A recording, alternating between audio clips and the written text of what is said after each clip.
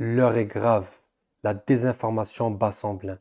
Les musulmans en France sont régulièrement ciblés et montrés du doigt par certains médias et par certains partis politiques. De nombreux faits divers dramatiques défraient la chronique et occupent une place majeure dans les journaux télévisés et la presse écrite. Sans-papiers, terrorisme, délinquance, de nombreux sujets qui effraient le français lambda, abreuvés par ces médias qui font la course au buzz, à l'audience, quitte à déformer le réel. Mais qu'en est-il réellement en France?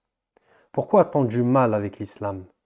À qui la faute? Et quelles sont les solutions à apporter? C'est le sujet de ces 20 dernières années, l'islam en France.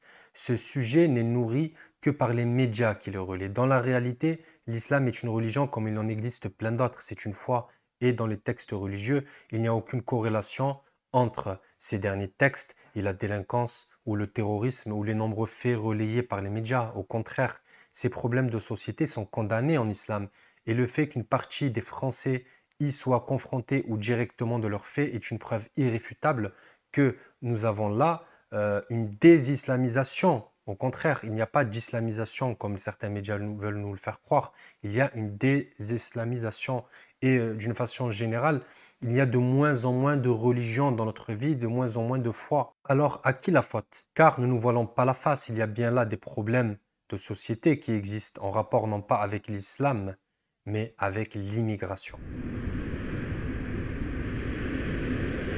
Alors tout d'abord, quand on souhaite parler d'immigration, il faut parler d'intégration. Alors, il y a de nombreux freins d'intégration qui amplifient ces problèmes sociétaux, comme la délinquance, le terrorisme, etc. Déjà, le choix volontaire de responsables politiques de faire habiter des familles d'étrangers dans des quartiers qui deviendront rapidement gangrénés par la délinquance. Cette délinquance qui est causée par une forte précarité et un taux de chômage élevé. Ces problèmes sont donc sociaux avant d'être sociétaux. L'immigration de masse peut devenir aussi problématique. L'immigration, lorsqu'elle est en grand nombre, lorsqu'elle est non contrôlée, lorsqu'elle est irrégulière, devient vite un souci. Pour les pays d'origine déjà, car ôter de l'énergie de leur jeunesse qui leur permettra de se développer. Des pays de transit qui font face à des réseaux mafias, à des réseaux de passage qui n'ont de limite que l'argent qu'ils amassent. Et enfin, pour le pays d'arrivée qui se voit submergé par des sans-papiers sur son territoire et qui n'a pas la force ni les moyens pour tous les bien les accueillir et pour leur faciliter leur intégration.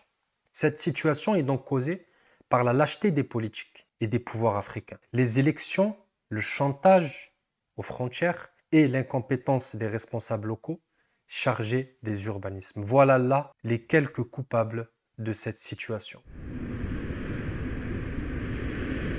Donc, l'islam n'a rien à voir avec ces faits divers, qui ne sont le fruit que de la négligence des hommes au pouvoir. D'ailleurs, on peut parler d'Arabie Saoudite, de Qatar, qui sont des pays musulmans, bien plus musulmans d'ailleurs que les pays d'Afrique du Nord, au niveau de leurs lois et de leur constitution. Ces pays-là ne connaissent ni immigration, ni délinquance, ni les nombreux faits divers qui sont en France. D'ailleurs, au niveau des chiffres, au niveau de l'insécurité, un pays comme l'Arabie Saoudite est bien mieux placé que la France. Donc, ces problèmes ne sont pas sociétaux, ne relèvent pas d'une religion ou d'une culture ou d'une ethnie. Ces problèmes relèvent du social, du niveau social, de la richesse, de la pauvreté, du taux d'intégration. Et malheureusement, cette situation ne s'améliore pas. Pourquoi? Car l'Afrique n'a toujours pas fait d'avancée économique majeure et souffre toujours d'un retard de développement. Les politiques françaises et européennes, quant à elles, n'abordent le sujet de la délinquance, des sans-papiers et du terrorisme que pour des visées électorales et les médias traditionnels continuent de désinformer une population perdue entre la peur de l'étranger et l'ignorance de ce qu'il est vraiment.